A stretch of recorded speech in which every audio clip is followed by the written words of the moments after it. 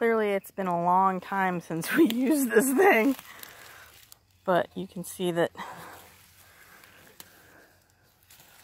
it's a buzzsaw that we used to hook up to the Champ to cut logs like this and make firewood. Oh, lordy, lordy.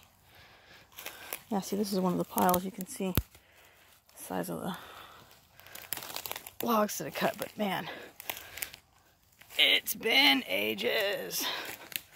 Yep, and there's the Champ and our cement mixer and the Ingersoll tractor that puked up a whole bunch of parts on us and never went back together. Holy moly. Look, there's a tree. Yeah, we had,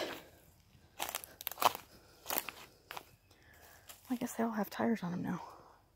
Anyway, that saw hooked up to this to run the blade.